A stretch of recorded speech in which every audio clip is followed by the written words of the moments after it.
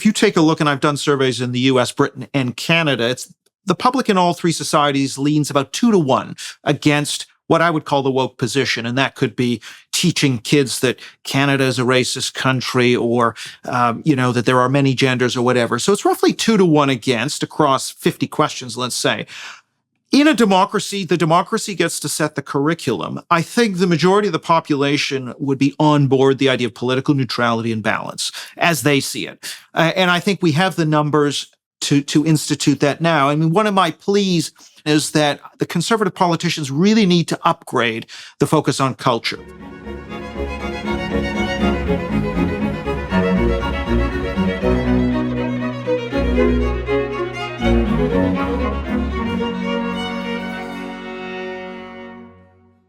Hello, everybody. I have the opportunity today to talk to Dr. Eric Peter Kaufmann. He's a Canadian author and a professor from the University of Buckingham. He's written a new book. It's come out in 2 different forms. The Third Awokening, or Taboo, How Making Race Sacred Produced a Cultural Revolution. Eric is also the author of a number of other books. Shall the Religious Inherit the Earth? The Rise and Fall of Anglo-America, The Orange Order, etc. He's a rare bird, you might say. He's a relatively conservative social scientist, and there aren't very many of those. In fact, I think the 2 of us talking are about the only 2 that there are. That's a bit of an exaggeration, but not much. We talk about a lot of things today. We talk about the sacred dimension of the victim-victimizer narrative. We talk about the state of modern universities and what's being done to, what would you say, stem the tide of the radical leftists. We talk about Dr. Kaufmann's, his presumption that much of what's happening on the culture war front isn't precisely due to the invasion of Marxists that you often hear about, or even about postmodernism per se, but more about progressive literalism with its roots in the early 20th century. And so he makes that case. We talk about sex and the different political beliefs that are emerging, especially between men and young women. Join us for the conversation. You're concentrating on the culture war, which continues to rage madly, especially in, academia and everything it touches. Do you want to I thought we'd start with 2 things. Do you want to tell people why you entitled your new book, The Third Awokening? And then maybe fill everybody in a little bit about the history you've had with cancel culture in academia and how that ties in with your broader body of work. Yeah, Jordan, well, it's great to be on the show. And yeah, I've got a new book, The Third Awokening. The title in Britain is called Taboo. And what this book really is about, what it really argues is that what we're seeing, cancel culture, for example, attacks on the past, on history, this is actually a continuation and an acceleration of a pre-existing set of ideas. It is not a deviation from this. There are people who will say everything was fine in the 2000s and suddenly we've had this post-2015 deviation. My argument is actually no. What we're seeing is really a continuation of a set of ideas which arguably go back a century.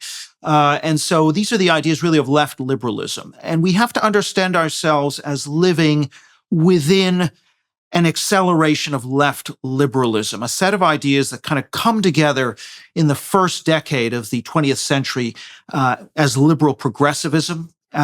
People like John Dewey, Jane Addams in the United States, the origins of pluralism, the origins of the critique of ethnic majorities and national identity.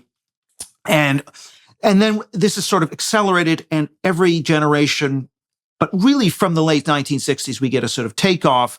And then we've kind of had with social media another acceleration. And so the third awakening simply means that we're not in the first one, that we've had 3 of these emotional outbursts and ideological awakenings. Just like in Protestantism, you have the first and second great awakenings in American Protestantism. These are sort of emotional upsurges.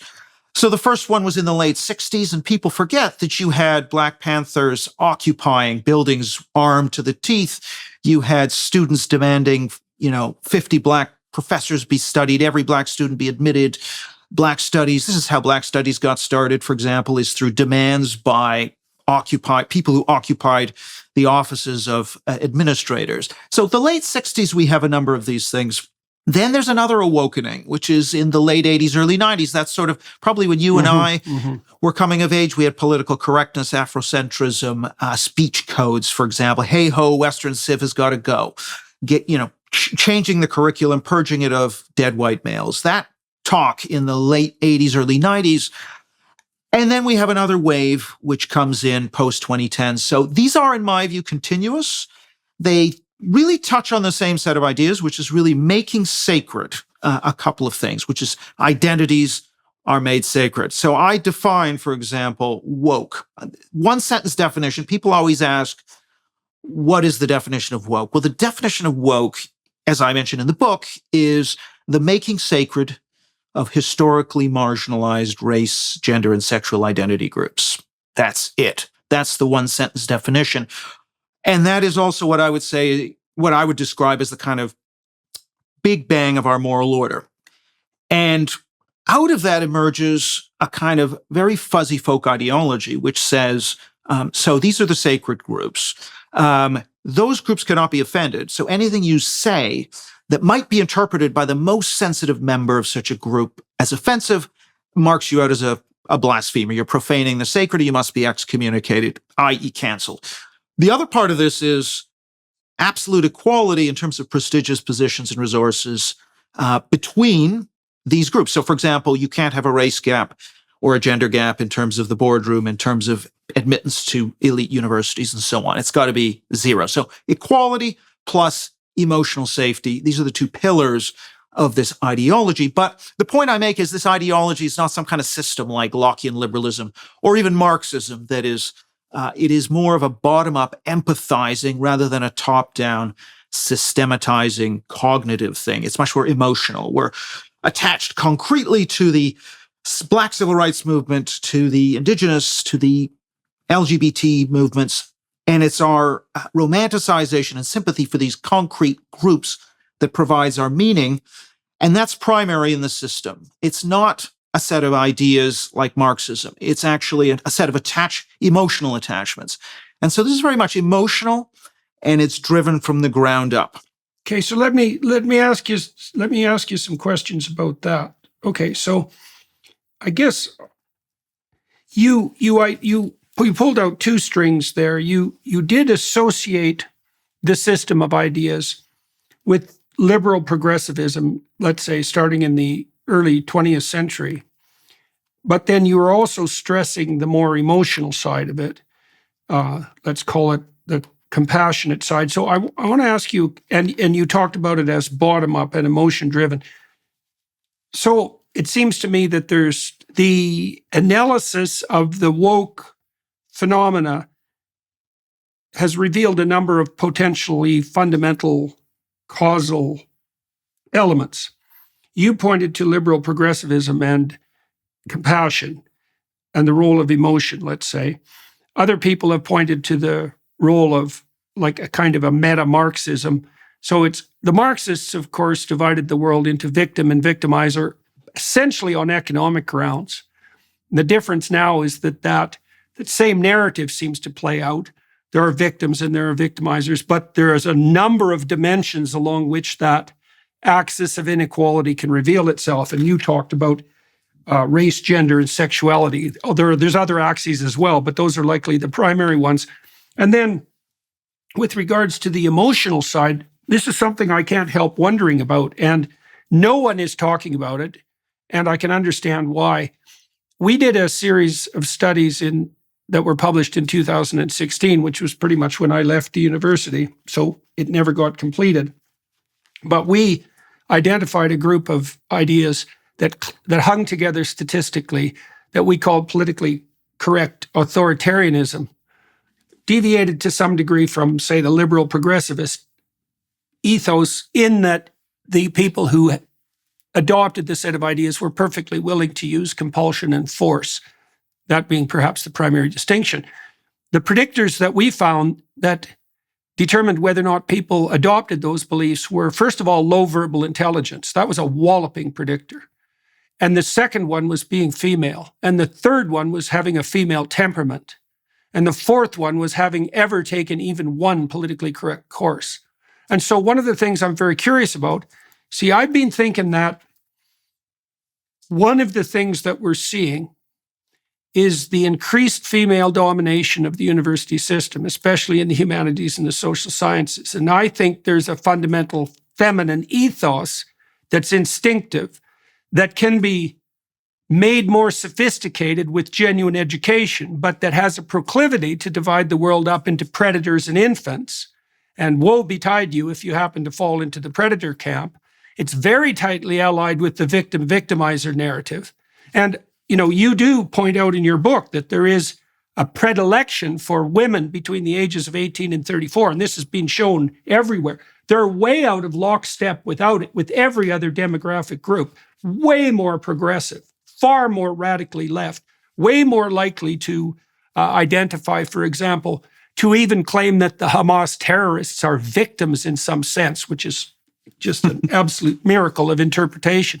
So we've identified a number of streams. There's a Marxist influence, there's a postmodern influence, which we haven't talked about, there's a liberal progressive influence, there's an emotional influence, and then I don't know if you have any specific thoughts about how the increasing female domination, especially of the humanities and the social sciences, plays into that, because that's a major league cultural revolution.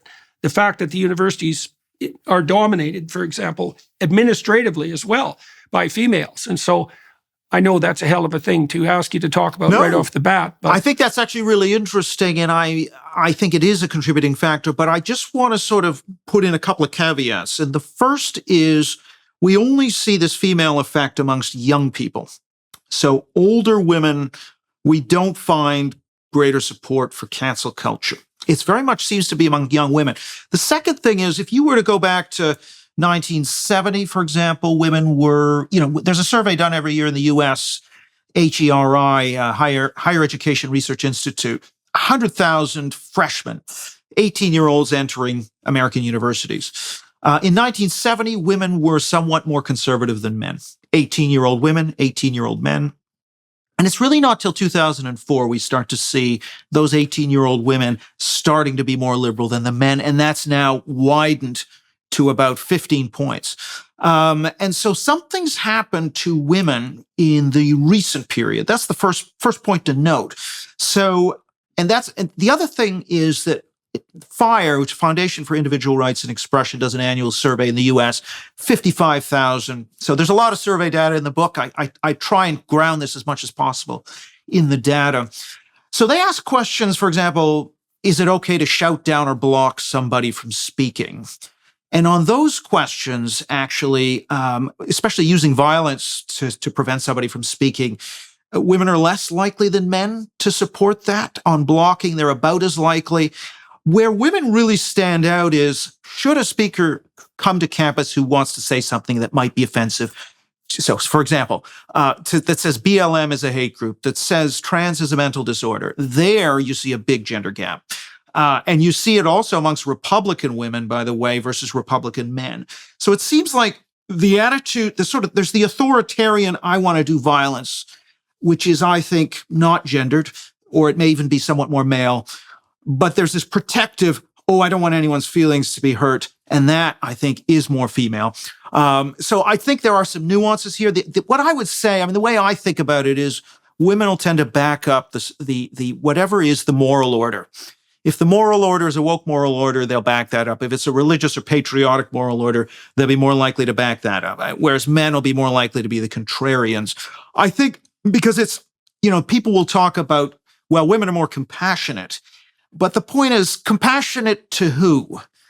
Compassionate to... Well, that is the point. That's for sure. That's the point. Right. So compassionate to the transitioner or the detransitioner? Compassionate to the biological male wants to enter a woman's shelter or a woman's prison, or the women in the prison? The ideology is what tells you who to be compassionate towards. So if we go back to the liberal progressives, Jane Addams was relatively pro-lynching, or at least thought that wasn't a bad idea, because she was very, very empathetic towards white women. And so she was willing to accept that there were these black male predators and buy into that framing. So what I'm just saying is, I think what's happened is an ideology has crept in and told women who to be compassionate towards and who not to care about. Are you or someone you know fighting the battle against cancer? For the last 25 years, Invita Medical Centers have been pioneering personalized, cutting-edge treatment programs for patients all over the world.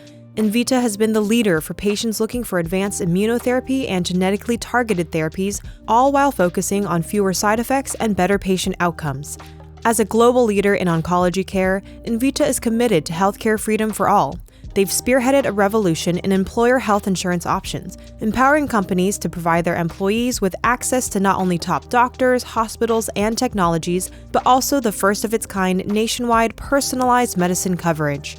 Invita is doing all of this, plus offering significant tax and cost savings, full transparency, and liberation from the grip of commercial insurance carriers. Whether you're a patient in need or a company looking to break free of monopolized healthcare insurance, Invita could have the solution for you. To learn more about their treatment options, visit invita.com or visit invitahealth.com to learn more about their company insurance programs. That's Invita, spelled ENVITA.com for treatment options, or invitahealth.com to learn more about their company insurance programs. So your point fundamentally is that, I believe, is that the ideology specifies the victim-victimizer dimension and identifies the victim. Now, do you think it's so? When we did our study, it was agreeable. I said it was being female and having a female temperament. Those were both predictors. We never saw that in any study we ever did, looking at what predicted beliefs. For example, if we controlled for temperament, sex had no effect. But that wasn't the case in this specific situation, which I thought was extremely telling. And it's also very interesting, as you pointed out, that it's young women in particular. And I can't help, as someone psychoanalytically influenced, I can't help but think that a fair chunk of this is misplaced maternal instinct. I believe that the young women who are by and large childless in the years when they shouldn't be are unbelievably sensitive. Well, let's talk about what happened in 2004. You said that's when women started to shift their political priorities. Now, I know from people who've been investigating this that TikTok is a particularly pernicious influence, especially with regards to the campus protests that are occurring right now. And the TikTok short videos that are fostering the campus protests, at least among women, focus on compassion for the war victims to the ultimate degree, and they seem to be extraordinarily effective. But there's a real problem here that needs to be wrestled with, because if it is the case that young women are differentially sensitive to a certain kind of propaganda, and they also increasingly occupy the majority positions in university institutions, for example, then we have a whole new kind of social problem on our hands. Because it's only been in the last 30 years that we've had the opportunity to see what female-dominant large institutions would look like, right? That's historically unprecedented. We have no idea what pathologies or advantages those systems might have. So what do you think happened in 2004? Like, why did the tide start to turn then? So there's other data series that we can see changing. So political donations shifting towards the Democrats, for example, around roughly the same time. Now, political donations come from people who are highly educated, relatively well off, for example. I think what happens in the US anyway is you get George W. Bush, who's more of a populist, not an elite style conservative who's just about tax and spend, for example. And I actually think you see, he's also to some degree advancing the agenda of the religious right to some degree. I think this populist style cultural conservatism doesn't work as well with the elite opinion formers. And so they start to drift away in terms of political donations. And if you like the kind of background, the ambient noise, the mood music that is coming through the elite institutions, the schools, the culture, just starts to turn against Republicans and conservatism, for example. So I actually think women are they kind of reflect what is the dominant ethos in a society, or at least the prestige ethos in a society. So if we actually swung the ethos against wokeism, I think women would be in the forefront of that. I don't think there's anything biological. So, I mean, I am more of a sociologist and a political scientist. So I tend to approach these things from a kind of sociology of emotions perspective, which says that ideas can tell you which emotions to turn off and which emotions to express. And now, of course, that's refracted through things like gender. So in this case, I think women will just back up and reinforce the dominant values, dominant ideology of the elites in a society. So I'm not as convinced. Why the elites? Why do you think it's okay? Why would women specifically back up the dominant ideology of the elites? Do you think that's a consequence of something like hypergamy, or what's your theory about that? Because it's weird if they're also standing up for the underdogs. Is it that they accept the elite differentiation of who's an underdog and who's a power monger, and then why is that associated with youth? Let's say with women. I'm trying to disentangle all that. Well, I think there are a couple of things. I mean, one is the education system, which I think shifts in this direction in a big way. I mean, it was there in a few radical centers like Berkeley and the Toronto District School Board, Greater London Council. So you had these crazy places. But what's happened is a scaling up. So what my book talks a lot about is these ideas actually go back quite a long way, but it's the scaling up. Now it's in every school. So I did a couple of studies with the Manhattan Institute. 90% of 18 to 20-year-old Americans that I interviewed, sent the survey to, said that they had encountered at least one critical race theory concept from an adult in school. In Britain, it was about, it was a majority as well. Not as high, but a majority. So it's hitting saturation level. So that's what women are getting in class. And then they see it in the institutions, that maybe in the workplace, in the government. So they're seeing this thing, DEI, everywhere. And so they think, yeah, this is the way you have to be a good moral person. And they simply reinforce those values. So I think that is the biggest driver. And I don't think it's just self-interest. So if we take a question like, one of the questions that I ask is, should J.K. Rowling be dropped by her publisher? Amongst young people, it's 50-50. Drop her, not drop her. Amongst anyone over 45, it's in low single digits.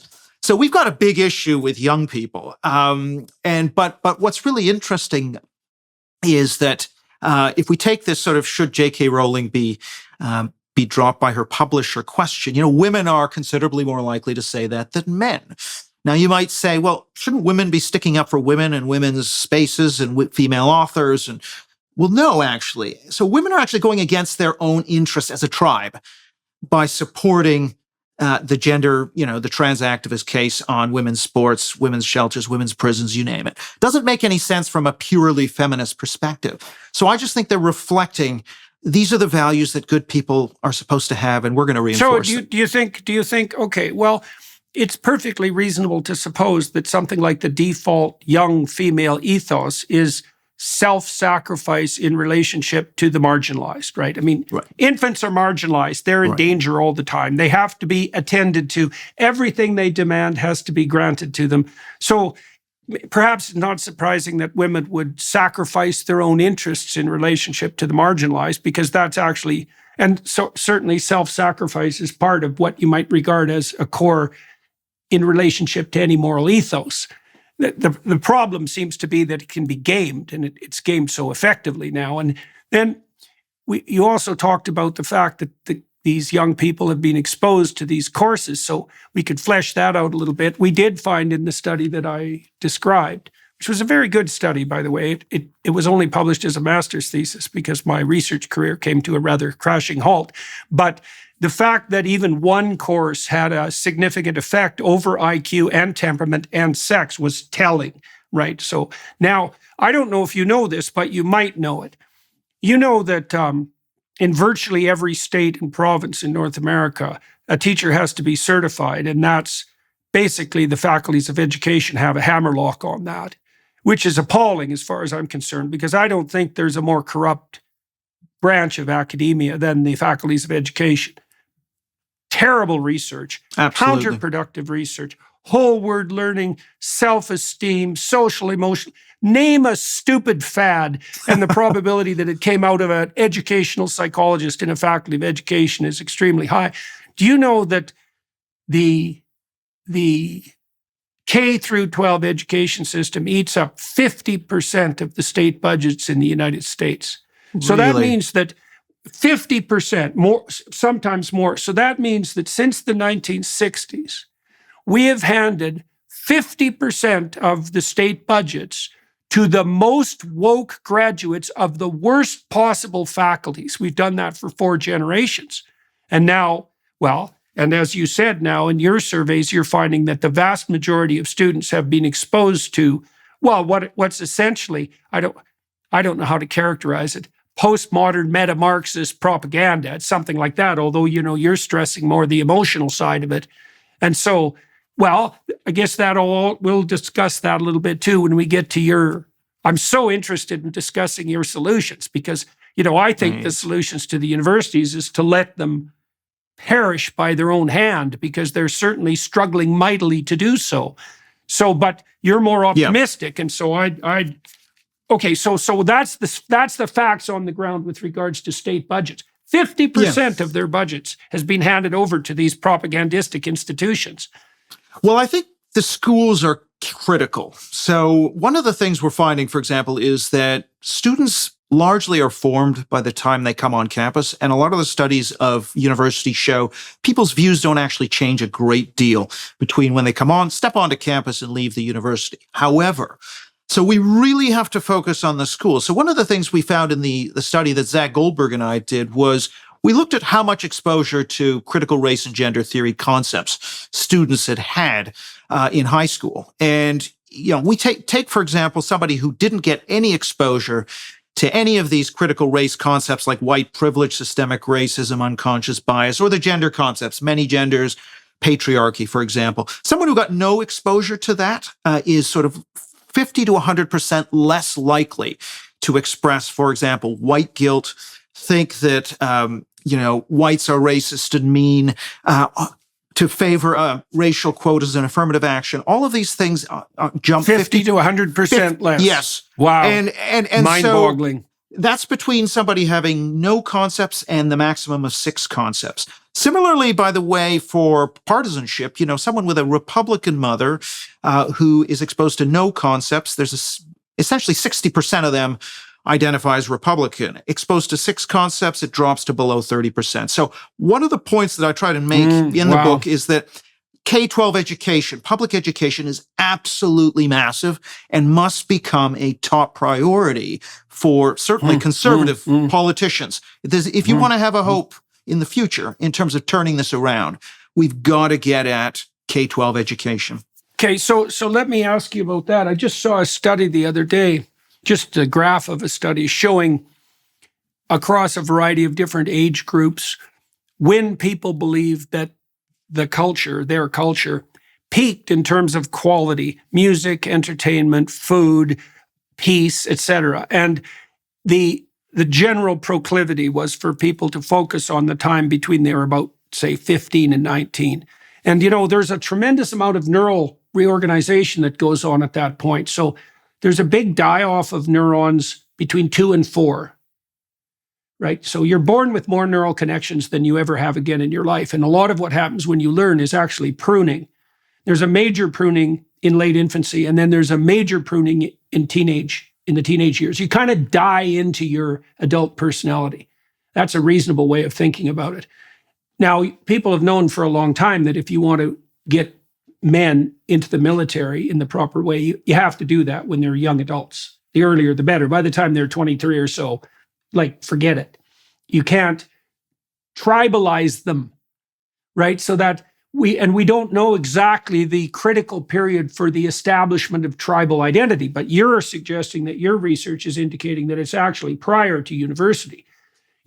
I bet it's the same time that people develop their musical preferences. Right. Yeah, Well, I mean, that's such a key point that you make about the neurons and brain development kind of ending in a certain way in the early 20s.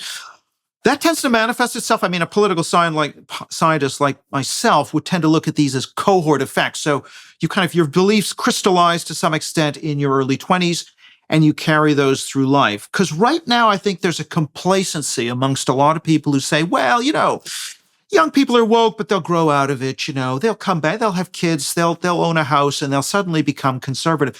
And I think that's quite naive in many ways. I think that may be true in terms of self-interest in paying taxes, but in terms of these core values, I don't think that's likely. And you can see that, by the way, with religion. So secularism, non-religion started with young people, and those beliefs were sticky, and they maintained non-religion through life. And now we're seeing record levels of non-religiosity in the US and Britain, for example. One of my contentions is, yes, there's no question that woke has kind of peaked. We've seen a rollback of DEI in corporations to some extent. We've seen, to some extent, reduced targeting. We'll see about that. Right. They're pretty slippery, man. Just because they don't have the same name doesn't mean they're not up to the same tricks. Exactly. But be that as it may, in the New York Times and the Washington Post editorializing in favor of free speech and against, mandatory diversity statements, what I say is that's true. And I think those senior liberals have rode back, but I think we've got to look at this in terms of cohort change, generational turnover.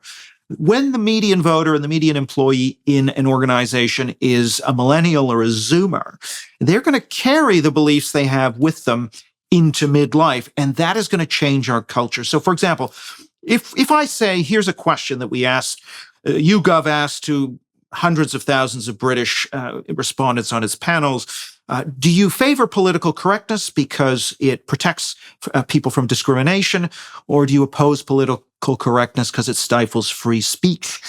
In the British public, it's sort of 47 to 37 against political correctness. Amongst academics, it's maybe 75-20 in favor. Amongst social science, humanities, academics. Young people take after that.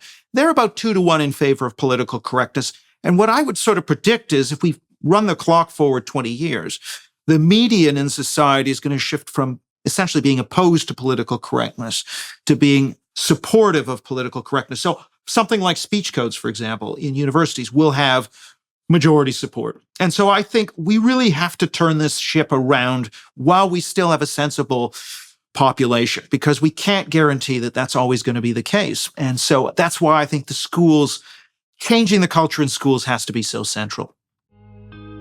Sleep is the foundation for our mental and physical health. In other words, you've got to have a consistent nighttime routine to function at your best. But if you're struggling with sleep, then you've got to check out Beam. Beam isn't your run-of-the-mill sleep aid. It's a concoction carefully crafted to help you rest without the grogginess that often accompanies other sleep remedies. A bunch of us here at the Daily Wire count on Beam's Dream Powder to knock us out and sleep better through the night so we can show up ready for work the next day. Just mix Beam Dream into hot water or milk, stir or froth, and then enjoy before bedtime. Then wake up feeling refreshed without the next day grogginess caused by other sleep products. Dream contains a powerful all-natural blend of reishi, magnesium, L-theanine, apigenin, and melatonin to help you fall asleep, stay asleep, and wake up refreshed. And with it now being available in delicious flavors like cinnamon cocoa, chocolate peanut butter, and mint chip, better sleep has never tasted better. And today, listeners of this show can get a special discount on Beam's Dream Powder. Get up to 40% off for a limited time when you go to shopbeam.com/Peterson and use code Peterson at checkout. That's shopbeam.com/Peterson and use code Peterson for up to 40% off. Yeah. So, okay. So I want to bring a couple of other issues here before perhaps we turn to your solutions. Now, when we began our conversation, you said that part of this movement was the establishment of sacred identities. And I just brought that up because you brought up the religious issue as well. And I know you've done some writing about that additionally. So there's a variety of, I like the idea of sacred. See, I think religious ideas are axiomatic starting points, like the Euclidean axioms for Euclidean geometry. There's very, very many different forms of geometry, right? You just have to switch the axioms. The axioms of a cognitive system, I think the word sacred is exactly right, is that you have to accept a certain number of things on faith, and then you can build a logical edifice on top of that, maybe even a functionally logical edifice. But there's going to be axioms at the base. And so I think that any assumption, for example, on the part of people like Dawkins, that we can replace the religious enterprise with something that's purely secular is nonsense. I think what we'll get is a different set of sacred axioms. And you pointed to race, gender, and sexuality. And so why do you, first of all, I want to know what you think about that and why you used the term sacred, but I'm also curious about your thoughts with regard to why it was that when we shed our previous set of sacred presumptions, let's say, that it was race, gender, and sexuality that rushed in to fill the void. Right. So why them? Why those axioms? Right. Well, I mean, there is a sort of earlier history, which I don't go into as much in the book for reasons of space. So to some degree, this was directed against immigrant groups were sort of slightly protected by the liberal progressives, not as extreme as race post-1960s. But I think to understand this, we have to go, and one of the reasons I make the argument that this is about left liberalism is that the civil rights movement, starting in the mid-50s, but really it's in the mid-60s, this occurs with the Voting Rights Act and the Civil Rights Act, all things which are things that I support. But as Shelby Steele in his book White Guilt, which I recommend to everybody, he's an African-American. He grew up in the South, experiences what he called a dramatic shift, almost overnight, where the cultural power goes away from whites, where Black people had to kind of genuflect to whites, to suddenly white people having to sort of virtue signal that they are one of the good whites to Black people. So the cultural power flows to Black people. That doesn't mean economic power initially, but cultural power. And that's what he said. And in fact, American institutions, they lost their moral legitimacy by admitting that they engaged in the sin of racial discrimination. Once you admit, he says, you give up cultural power. Now, you have to admit, because these were real things. But that loss of cultural power means that you now have to fight for your moral legitimacy. Now, how do you do that? Through virtue signaling. So you're kind of virtue signaling that you're one of the good whites, that your institution still has moral legitimacy. So you're going to have an affirmative action program. For example, you're going to have some kind of racial sensitivity training, which is the precursor to diversity training. So a lot of these things really begin in the 60s and 70s, which is one of the reasons, and these are not Marxist things. This isn't Herbert Marcuse saying we failed on class, we got to move to identity because they might do the radical revolution. Those people were there, don't get me wrong. You had Rufo is correct, and Lindsay, that at least in terms of the ideas, those ideas were there. But really what drove this, President Johnson was an anti-communist, he was bombing Vietnam. This is not some kind of a neo-Marxist. What this was really about was kind of virtue signaling and saying, I'm not one of the bad people and we're one of the good people. So white guilt, compassion for these groups, and a certain exaggerated catastrophizing fear of the right of conservatives. They're going to drag us back to Jim Crow, back to 1933 Germany, that constant ginning up of that alarmism. These are the three elements of the left liberal stool that are developed. And so that's kind of the emphasis. So I put the civil rights movement as kind of the big bang of our moral order, and it is sort of the sort of center of our moral universe.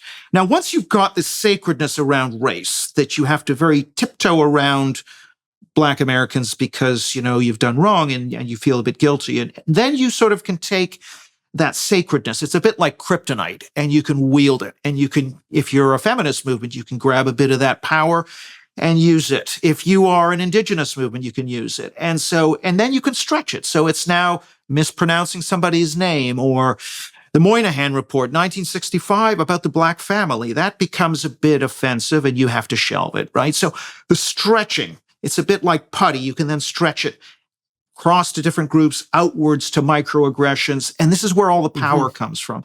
And I think there's another interesting dimension there too that's worth thinking about, that's more psychological than sociological. So there's a group of personality disorders that are extraordinarily resistant to treatment and should have probably never been medicalized, is in my estimation, because they're not illnesses. So antisocial personality disorder is one of them. Criminality is not an illness, even though it's diagnosable. The associated pathologies are borderline personality disorder, which is perhaps the female equivalent of antisocial personality disorder, although I would argue it's even more toxic. Histrionic personality disorder, narcissistic personality disorder, that kind of fleshes it out. Now, the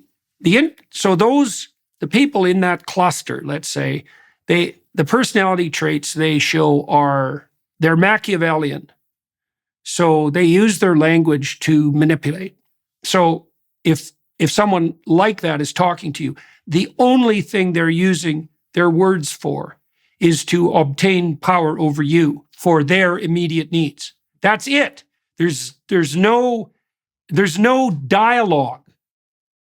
There's pure manipulation. They tend to be psychopathic, and so psychopaths are predators and parasites. They are histrionic, so prone to high levels of emotional display, especially negative emotion. They're narcissistic, which means they want unearned social status.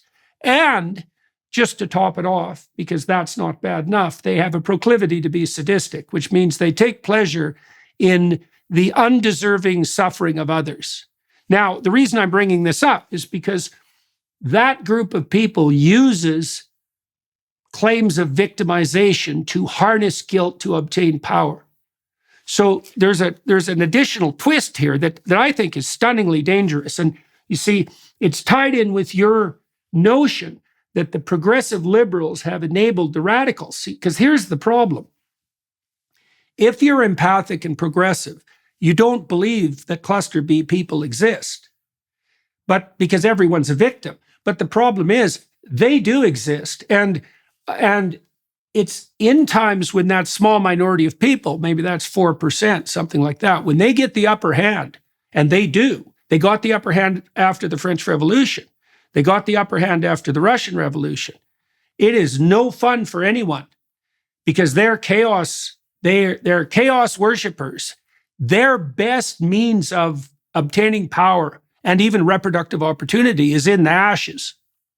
And so I spent 5 years working with Democrats in the US, and it got frustrating, and so I stopped doing it. But part of the reason it got frustrating is because I could never get any of the ones that I worked with, and that was a lot, to say to me, when does the left go too far?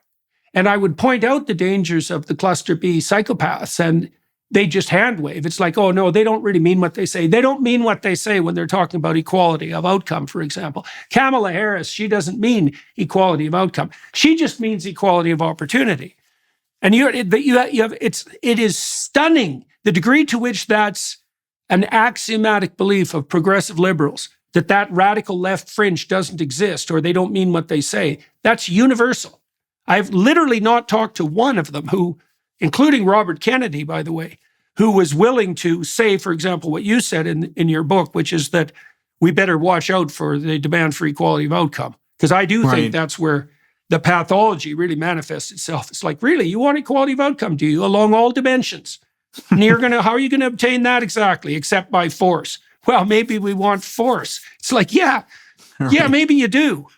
Yeah, so there's this interplay between sociology and thought and psychopathology that people aren't attending to, and it's very dangerous because the other thing that's terrible is that social media seems to enable the cluster B types because in normal conversation, they're subject to the restrictions that face-to-face interaction carries with it, like the possibility of getting hit, for example.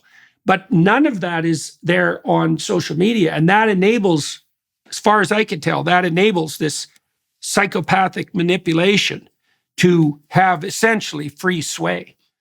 Yeah, I mean, that's really an interesting set of observations. I think you're right. And I guess we're agreeing, but from different ends of the telescope, because I think that what's happening is this large group. So in a university, the median academic is liberal left, soft left, not far left. It's 50 to 60% of the university. And this is why, for example, by a 2-to-1 ratio, social science academics in elite universities support mandatory diversity statements. So this is not something they're being forced to do by a few crazies.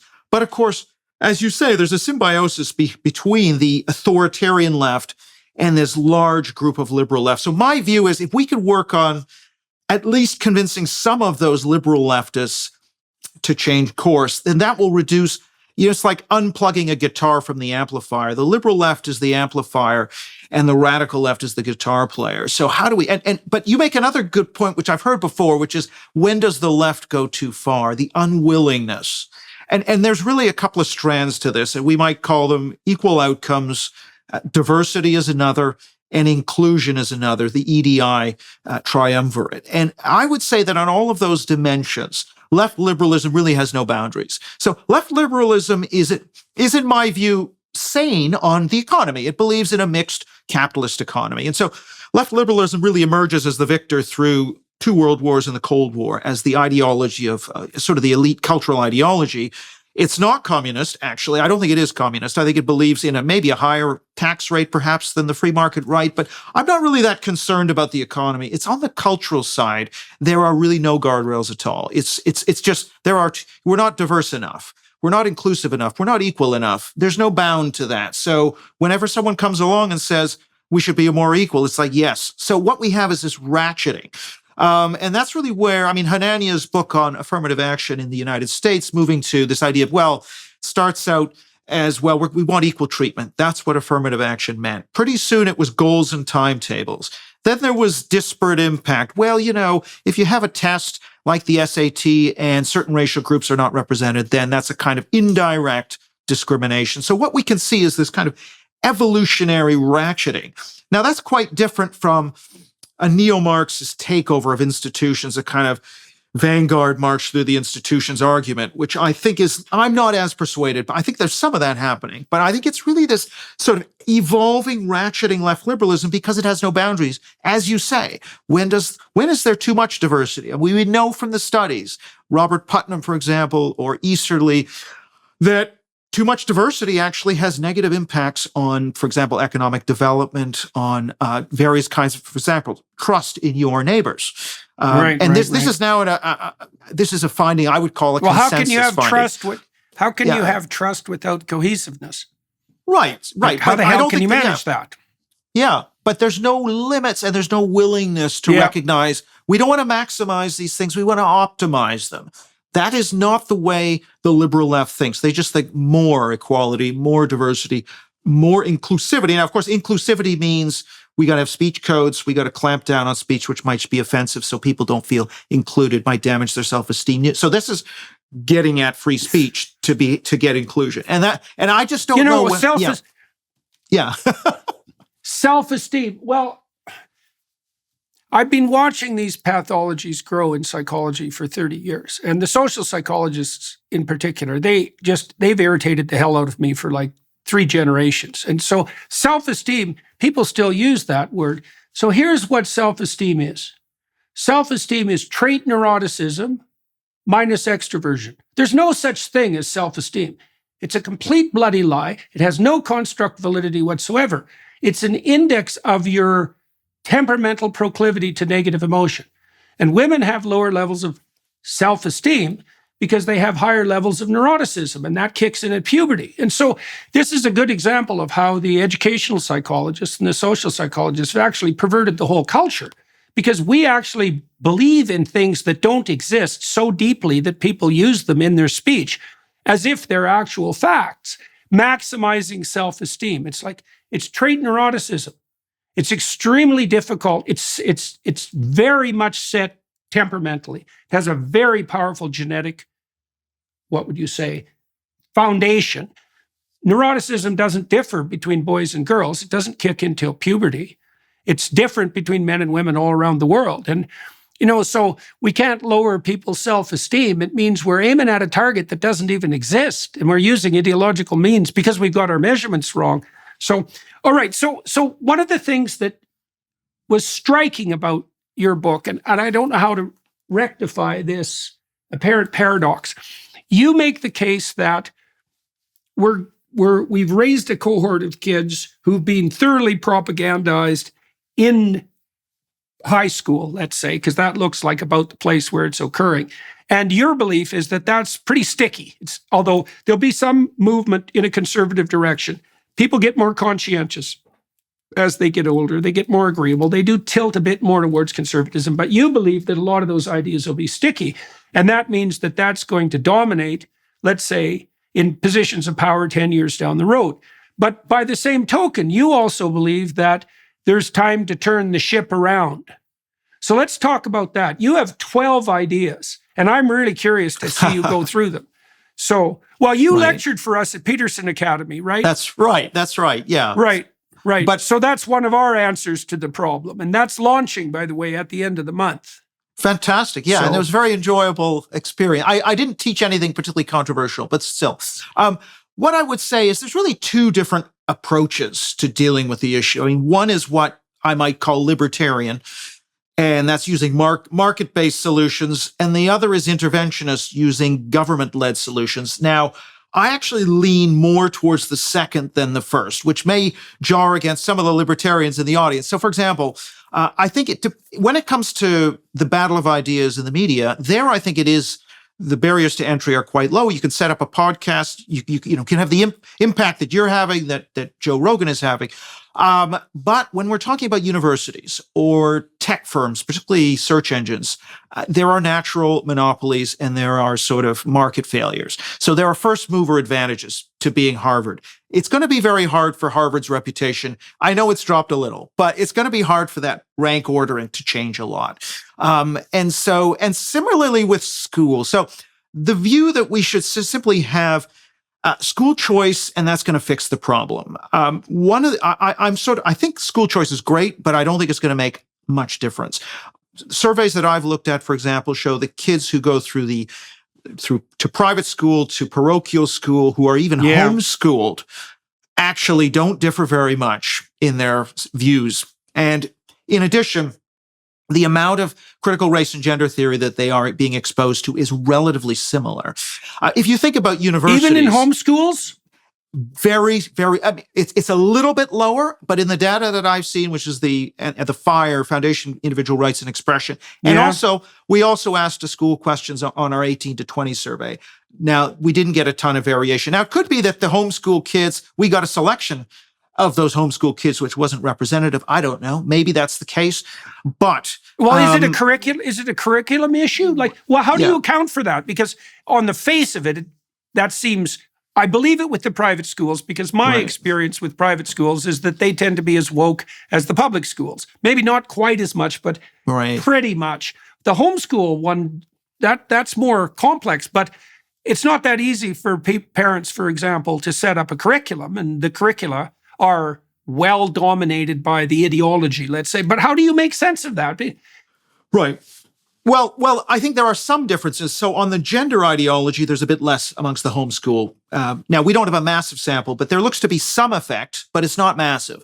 And my point is, if you are a really switched on parent, you could send your kid to a classical school if you have that option nearby. That may make a difference for you, but the number of parents who are like that is quite small. Most of them will just say, what school is going to get my kid ahead into a top university, gets the best results, even if they have a choice. And so most kids are just going to be put through the sort of indoctrination machine. And that's my concern, is not the freedom of a very, switched on parent to actually avoid these things, which is important. But it's most of these kids are being put through the same system. So we've got to, I think, get at the public school system. So for example, I think something like what Ron DeSantis is doing, sort of essentially banning DEI, sort of getting indoctrination out of the schools, monitoring that. Okay, let me ask you about that. Because I really have mixed feelings about this, and I'll tell you why. I like Chris Rufo. I've enjoyed talking to him.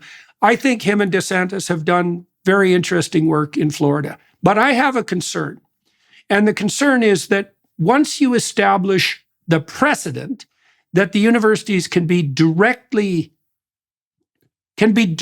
from the top down by the politicians, particularly, to set their curricula straight.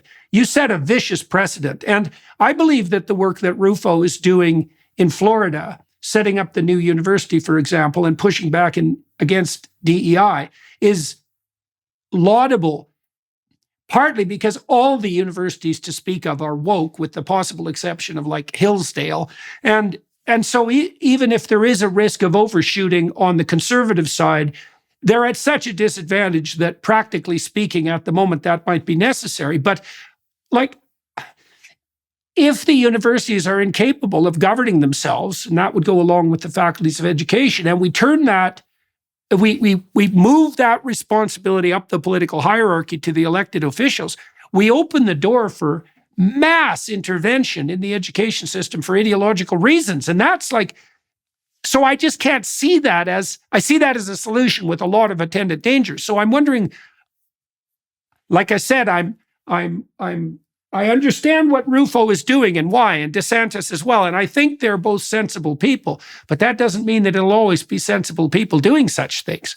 No, so I would draw a very stark distinction between K-12, between the school system, where you've got minors who are captive. They have to be there. They have to parrot back what the teacher says in order to get a good mark. With the universities, where academics have academic freedom, for example. So at university level, I would be opposed to critical race theory bans. I've taught critical race theory. I think you've got adults, they're choosing which courses to take. Now, I do think, however, that state governments or the government has the right to defund, not ban, but to defund, say, well, we're not going to fund this kind of course. Now, that's a political decision, but it's not to say it's banned. You can cross-subsidize that from your more profitable faculties. And I think that it will allow it to be taught if people really want to take it. So I don't think this is practical for universities. Universities, I think there's a different set of solutions. But I think for the school system, it is perfectly legitimate to say we're going to have a politically neutral space. More important than that, sorry, I just want to say one thing, which is you have to teach about the past and the warts, slavery, genocide, conquest, but I don't think you should be allowed to teach about American slavery without teaching about, say, indigenous slavery or Ottoman slavery. You shouldn't be able to teach about... Or Roman slavery or Greek slavery. Or stolen land, the Americans stealing land from the indigenous without talking about the Iroquois stealing land from the Huron and the Comanche committing, atrocities against the Apache. So what I mean is we need to have a fully contextualized discussion that all land is stolen land in a way. And that, because I think part of what the problem is, 70% of 18 to 24s in the United States believe that, the native peoples, quote unquote, the Native Americans lived in peace and harmony prior to the arrival of the Europeans.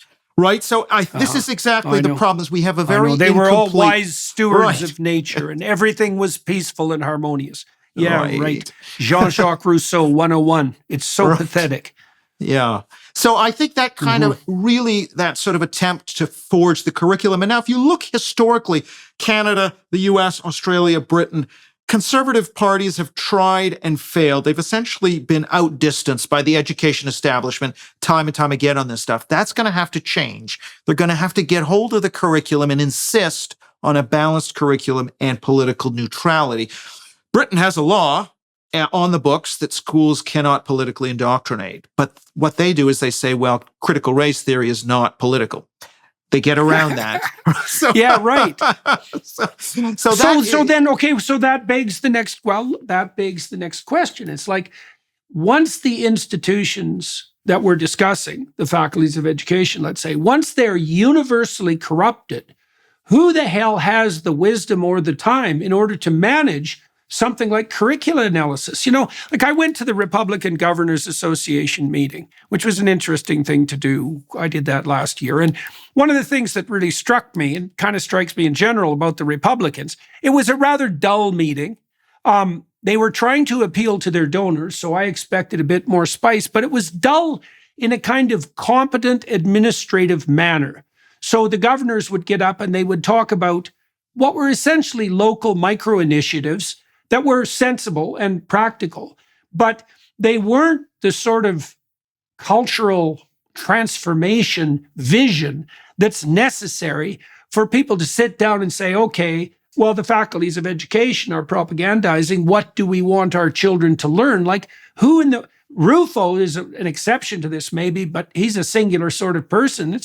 I don't see widely, I spent a lot of time talking to political people all across North America, and it isn't obvious to me that I see anywhere the kind of expertise or even the time that's available to manage such a thing. So how do you envision that happening? Well, I think there are groups. So the National Association of Scholars has model curriculum, civics curriculum that they're developing. Some of the think tanks, Manhattan Institute as well. So there are now model curricula. In Britain, History Reclaimed is working on this. So we actually have got model curricula that, say, conservative governments could adopt.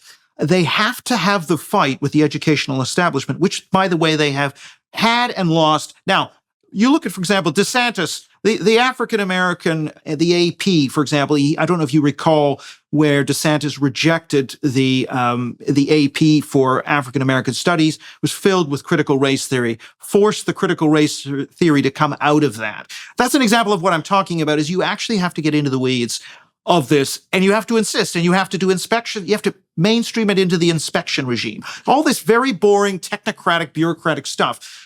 I just think, so it's a bit, I use the analogy of Elon Musk taking over Twitter. Had so much more of an effect than Gab Parler. Those are important. To have these alternatives are important, but I just think we're going to have to get our hands dirty, get into the weeds of the details of the curriculum, and insist on a balanced curriculum and actually have that fight. If you're always trying to stay healthy while on the go, if you're on the lookout for products to boost your immune strength and gut health, you need to check out Armra. Armra is the gift that keeps on giving. It'll help strengthen your skin, lungs, and gut barriers, optimize your microbiome, and activate cellular performance to revive whole body health. Armra products are not just effective, they're also your trusted companions. They're clean, safe, and have a solid foundation of extensive research. Manufactured under the most stringent testing and quality standards in CGMP and FDA-certified facilities, Armra is a brand you can rely on. Every day, chemicals, pollutants, pathogens, and processed ingredients pose a threat to our mental and physical well-being. The need for protection is more pressing than ever. If you want to give Armra a try, they have a special offer for Jordan's listeners. Right now, you'll receive 15% off your first order. Go to tryarmra.com/Jordan or enter Jordan at checkout for 15% off. That's tryarmra.com/Jordan. Tryarmra.com/Jordan or enter code Jordan at checkout.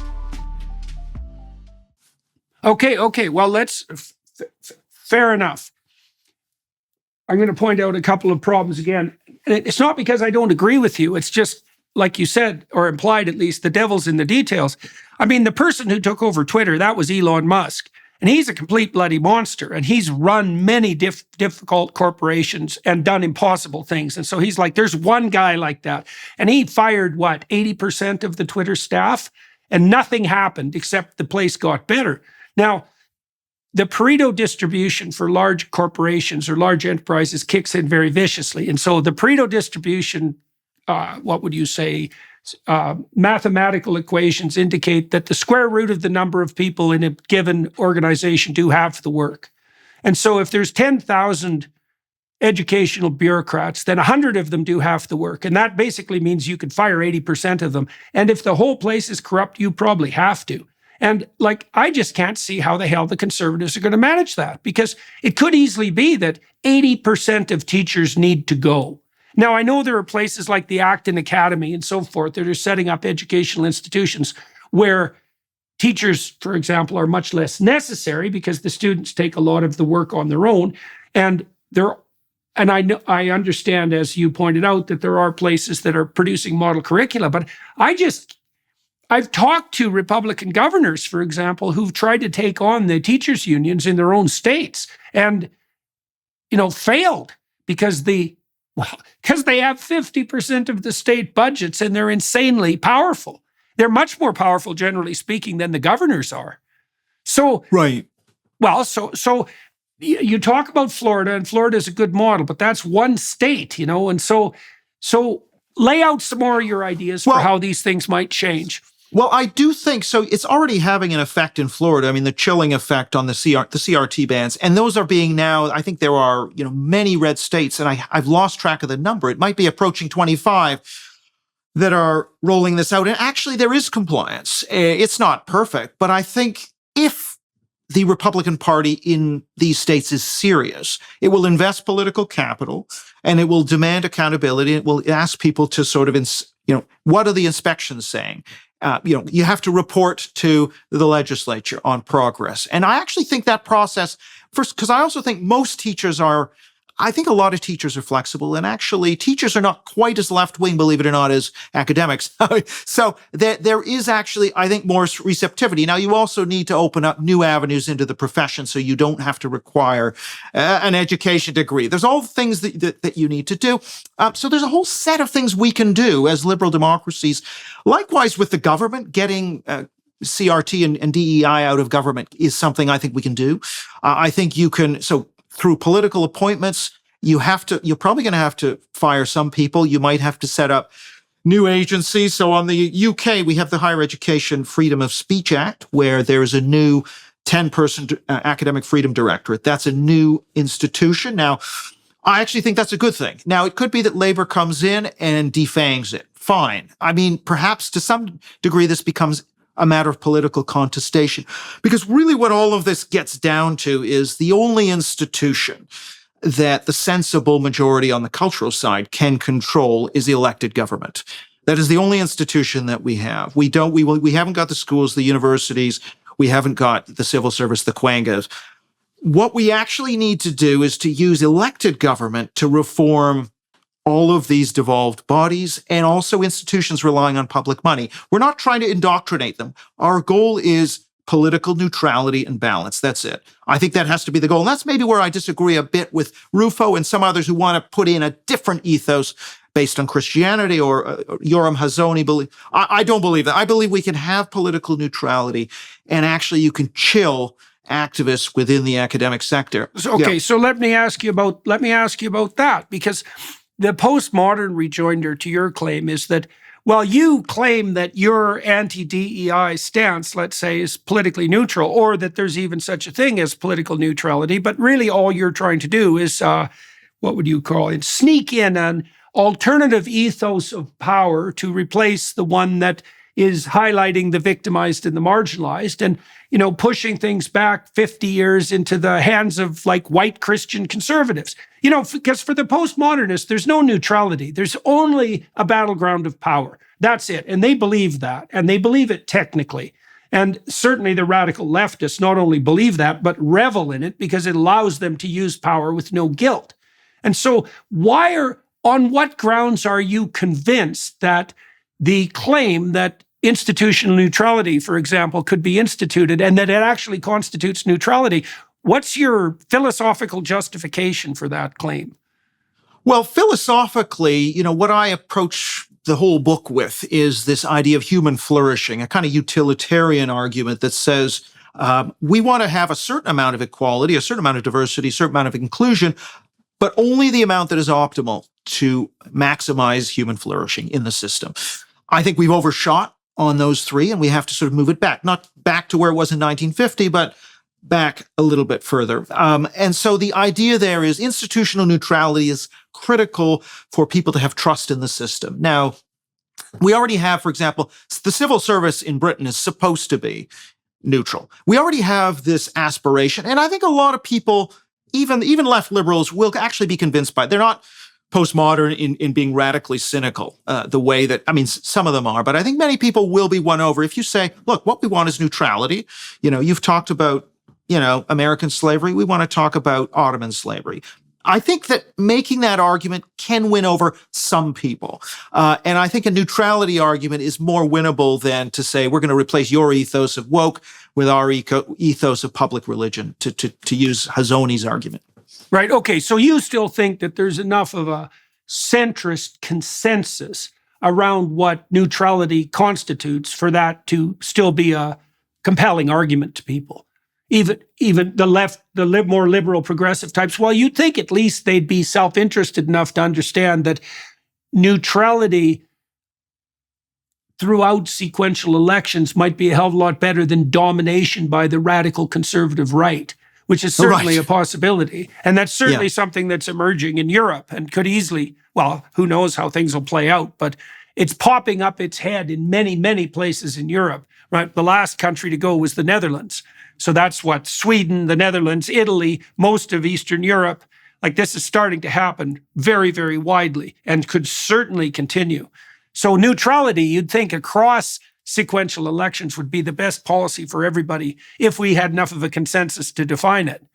Well, I'd also say, too, that right now the public, if you take a look, and I've done surveys in the US, Britain, and Canada, it's the public in all three societies leans about 2-1 against what I would call the woke position. And that could be teaching kids that Canada is a racist country or, that there are many genders or whatever. So it's roughly 2-1 against across 50 questions, let's say. In a democracy, the democracy gets to set the curriculum. I think the majority of the population would be on board the idea of political neutrality and balance as they see it. And I think we have the numbers to institute that now. I mean, one of my pleas in terms of the 12-point plan is that the conservative politicians really need to upgrade the focus on culture because you have a 2-1. That's for sure. Yeah, a 2-1 majority. These are clear wedge issues. They divide the left and they unite the right. A question like, should Winston Churchill's statue be removed from Parliament Square? If you take conservative voters, they are, overwhelmingly strongly opposed to that. If you take Labour and Green voters and Liberal Democrats, they're kind of splintered. Some are strongly in favor, but many are not. So these are obvious issues to go after. Why haven't conservatives gone after them? Because they're scared of being accused of being a racist. I'll give you another example, which is affirmative action. Red states, only 4 red states have got bans on affirmative action. 13 have bans on abortion. Now, abortion is a relatively bans on abortion are relatively unpopular. They may have a 1/3 support across the U.S. population. Bans on affirmative action might have a 2/3 support, and yet there's very little of it in red states. How do we explain that? Well, we explain it, first of all, by the fact that this issue has not been important enough for conservative politicians. Hanania does a good job of talking about that. And also that the abortion lobby, the gun lobby, they're very organized. They put pressure on Republican politicians between elections. The anti-affirmative action lobby is totally disorganized and cannot hold conservative politicians' feet to the fire if they do nothing about it. That has to change, that organization between elections. We have to be putting much more pressure on our politicians to raise the importance of this issue and to deliver on that issue. Now, that may be changing. Well, I've seen in Canada, I talked to a lot of conservative politicians in Canada and a fair number in the US, although I think the proclivity for this is much more marked in Canada because it's more left-leaning. 10 years ago, the typical conservative was terrified in Canada of saying anything that smacked of social conservatism. And there was a very specific reason for that. And the reason was, if any one of them came out publicly and said anything socially conservative, then the woke psychopathic mob would take them out on social media, like as an individual, right? They'd be targeted and destroyed. And that was very effective. And the conservatives, who are also very guilt prone, like that's the other thing too, is that the left radicals have this tremendous advantage because, especially the really psychopathic ones, because conservatives feel guilt, but radical leftist psychopaths feel none. And they can use guilt as a weapon, and conservatives are very sensitive to that. So you get that combination of clear threat, because it is no fun to be mobbed. It's really, really hard on people. It drives them to not only to distraction, but often to suicide. You lose your job, you lose your friends, you lose your reputation. No one has enough courage to stand up beside you. The radicals had the conservatives cowed completely. And affirmative action is a real touchstone for that, because to even question it, well, it's changed to some degree now, not that much, but to even question it meant the probability that you could be accused of being a racist was like super high. It's going to happen instantly. Right. But I think this is where you have what political scientists would call an Overton window of acceptable debate, right? And if you're outside that window, you can be canceled, but you can be attacked by the press. But what we've actually seen in Europe and in the US is, you take an issue like immigration, that was a taboo. In many European societies, that's no longer a taboo. So Sweden, for example, you could not, the sort of establishment conservative party one of the ministers tried to raise levels of immigration as an issue in Sweden in 2014. He was attacked in the media as a racist. Okay, he's shut down. But then what that means is the next year, the Sweden Democrats swoop in on 12.5%. And of course, they've reached 25%. U.S., Trump was the only candidate of 17 primary candidates in 2015-16 to make the border a signature issue. He was willing to go there. Now, once you break the taboo, all of a sudden, as in Sweden, now all the parties are talking about immigration, and the taboo it's not gone entirely, but the Overton window is open quite a bit. And so in Canada, likewise, we're going to need that. Now, we've seen it a bit on the gender issue. Premier Higgs in New Brunswick, we've seen Scott Moe in Saskatchewan. That's the beginning of an opening up of a conversation. You need a brave politician like Higgs to break the ice. The next thing that we need to see from a Canadian politician is to break the ice on this hoax of the mass graves. Somebody has to sort of say the emperor's new clothes on this thing, because there is no evidence of this, and it underpins an entire garment-rending attack on national history, on the founders of Canada, etc. Now, who's going to throw the first stone in that? I don't know, but it has to happen. And I think I would argue that, in fact, the population will follow you. Because, for example, in the surveys I've done, by 2-1, Canadians do not want Sir John A. Macdonald statues removed. They support the idea, yes, he was a creature of his time. No, this idea that the residential schools are genocide, etc. I mean, I just think somebody needs to go after that. Have you had a chance to talk to Pierre Poilievre, the new leader of the Conservative Party in Canada? I haven't. I'm a little concerned. I mean, I certainly think, obviously, that Trudeau was a disaster for all the issues we're talking about. So, but I'm worried that Poilievre has only largely talked about economics and only reluctantly about any cultural issues. Now, I get it. He's well ahead in the polls. Why endanger that? Priorities right. to get Trudeau out. There is some of that.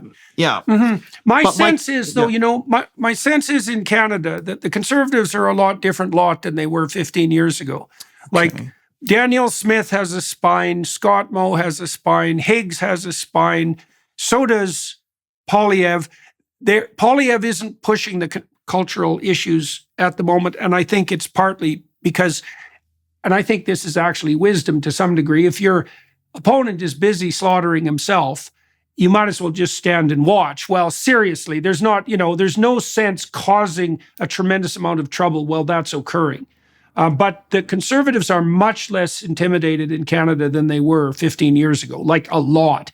And they'll certainly make an issue of the sorts of things that we've been discussing in a way that wouldn't have been conceivable in, say, 2010.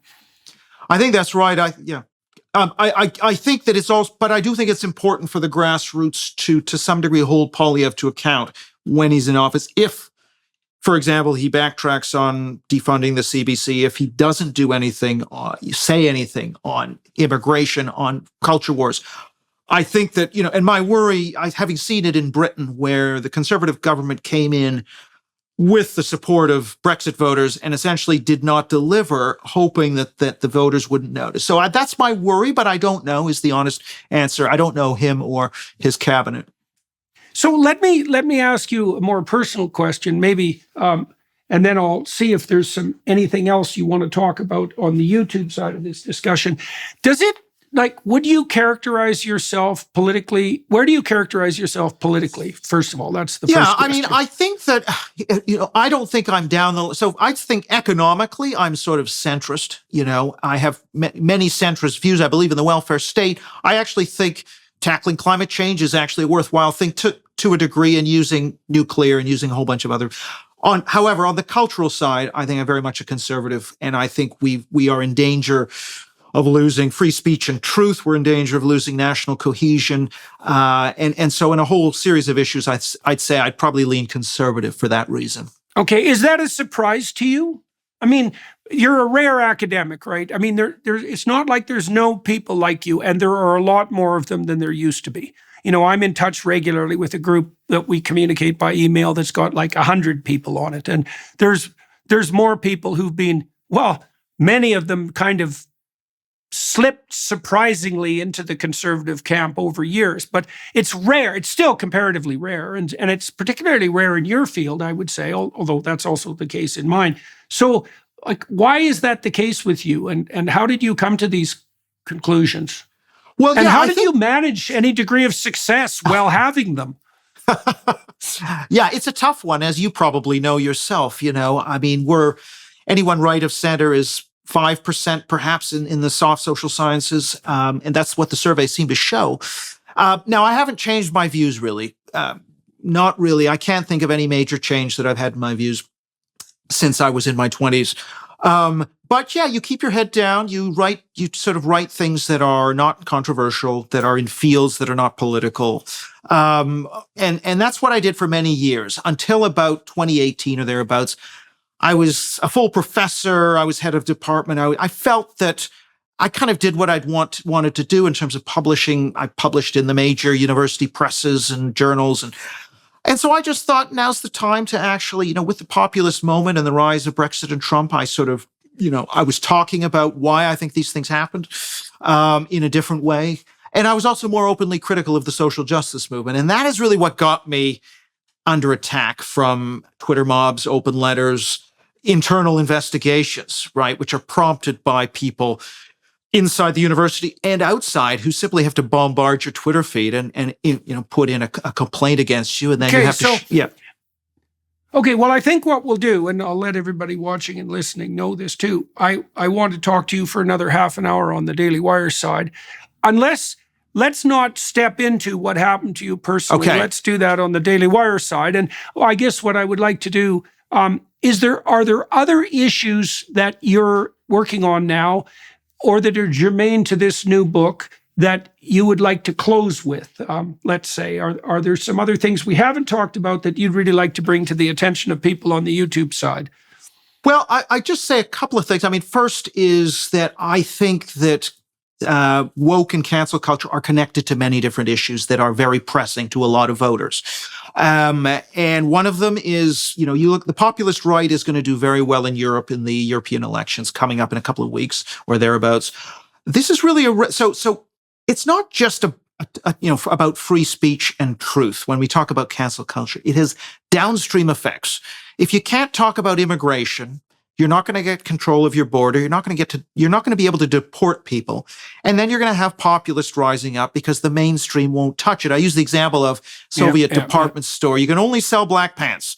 Well, then you're going to have somebody popping up and selling blue jeans. So if the mainstream parties are only selling one immigration policy, then the political entrepreneur, which is going to be UKIP or the Sweden Democrats or Donald Trump, is going to pop up. So if you care about polarization and populism, you have to have free speech, which means we have to deal with woke. And I should just say one other thing, which is I'm trying to, both with this book and with a new course that I've run this year it's an open online course on woke, trying to get people to understand what's led to this problem and why so many of the things that we argue about and talk about, crime, healthcare, education, they're downstream of this. So we can't, one of the things that I fear is that the culture wars get siloed into this narrow campus bubble and people think it's a minor thing. And they forget that it has many, many effects on a lot of issues that a lot of voters care a lot about. So I just think it's a much bigger thing. In a way, it's the future of our civilization. It's not just a little culture war.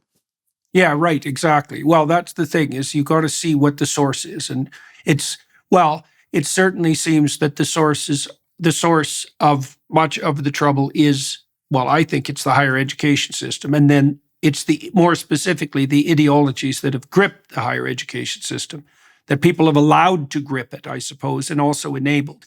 And so, yes, you're absolutely right, is in my opinion, that it isn't about economics with the culture war being a distraction. It's partly too, one of the things I've come to deeply understand, that wealth is a consequence of an ethos.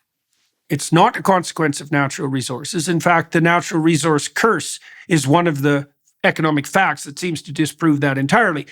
Countries that are rich in natural resources are often, in fact, statistically more often, not likely to be rich, because they become corrupt, for example. You need an ethos, and an ethos makes you wealthy, and that's what happened in Japan, for example. And the default interaction between Japanese citizens is one of trust and honesty, and so Japan can be filthy rich in the absence of any natural resources at all. And so there's no culture war independent of economics. That's foolish. Is if we get the culture war wrong, we're going to destroy the economic system. And that's actually the stated goal of many of the real deep radicals. And so that actually should come as no surprise to anyone who's listening. And so and I think you're right in consequence about the libertarians. It's like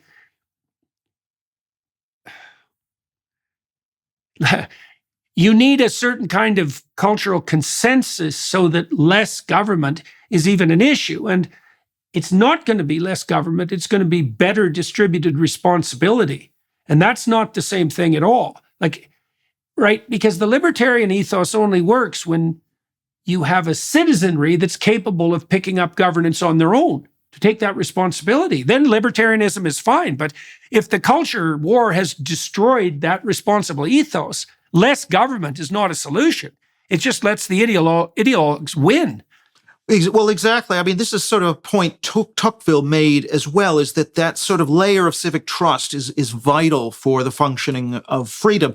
If we have more polarization means you can't enact the right economic policies because each party is sort of wrapping that policy into its ideology.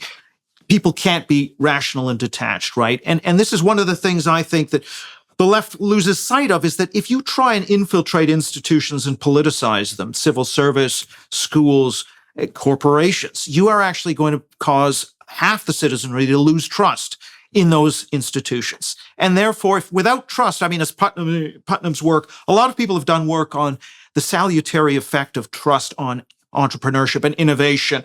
Without that basis of trust, if that's being torn apart, as you say, by culture wars and polarization. And so I'm trying to appeal to the sane left to say, look, you cannot just conduct your politics by infiltrating institutions. You could, if you want to win that battle in the court of public opinion, that's fine. But to try and do it surreptitiously by infiltration is actually eroding the trust in society. And by the way, you can see it on the right too. The right has kind of won over more positions on the Supreme Court. So what do we see? The left's trust in the Supreme Court as an institution falls. And that's what happens when you politicize. And so I just think we've got to solve, and when people say it's just a little culture war, no, these are critical issues that we have got to come to a solution on if we want to overcome this polarization. Yeah. All right, sir. For everyone watching and listening, I'm going to continue this conversation on the Daily Wire side. I'm going to talk to Eric more about what happened to him personally with regard to his experience with cancel culture, because, well, these things are made much more realistic when they're nailed down to actual experience. And so if you'd be willing to join us there, please feel welcome and invited to do so. Thank you very much, sir. Be nice to talk to you again at some point. I'd like to delve into the issue of fundamentals. Like, your take is something like, as far as I can tell, that there's still enough centrist consensus so that we can adopt this stance of neutrality and use that as a conceptual structure to push back against the woke nonsense. And, that seems plausible to me. Possibly there might be enough trust left for that. I'd like to have a conversation with you at some point about what the sacred fundamentals perhaps actually have to be. What are the ones that are lurking underneath that residual consensus? Because I think you can be utilitarian when the implicit consensus still exists. But the question is, are we so fractionated that that's not the case anymore? Hopefully not. I think that we do have to sort of try and, just as we fought the Cold War, it was economic utilitarianism and well-being against economic socialism. What we have now is we've got cultural socialism, and we need that sort of cultural wealth perspective. It's a bit like the economists always talk about the pie. The more equally you cut it up, the more it shrinks or the less it grows. So you need an optimal balance between equality, redistribution, and growth. I think likewise with the culture, we have to have a conversation about the more we push equal outcomes by race and gender and other things, the more that cultural pie isn't going to grow. So maybe a white man can't write about a black woman, and that impoverishes literature. You can't borrow. That's cultural appropriate. I mean, so essentially we get a poorer culture the more we push cultural socialism. And so again, I think we need this sort of new vision, which is really about human flourishing and overcoming cultural socialism. We'll have some concern with equality, as we did with economic equality, but it's not going to dominate the whole thing. Right now, I feel we've got cultural socialism unbounded with no guardrails, and that's something that we're going to have to address. All right, sir. Thank you, everybody, for watching and listening. As I mentioned a few minutes ago, I'm going to continue talking to Dr. Kaufmann on the Daily Wire side, please feel free to join us there. To the film crew here in Northern Alberta, thank you very much for your help. Where are you, Eric, at the moment? I'm in London, actually. You're in London. Yeah, and you're okay. Well, you're in Northern Alberta. Whereabouts in Northern Alberta? A little bit. I'm in a town called Fairview, which is near Grand Prairie. It's about 400 miles north of Edmonton. Yeah. Right. I lived in Peace River for a year. I think I mentioned that once. Oh, okay. So you know exactly where it is. All right. Right. All right, sir. Well, thank you very much, and and good luck with your book and with your continued efforts. And thank you to everyone watching and listening. Thanks, Jordan.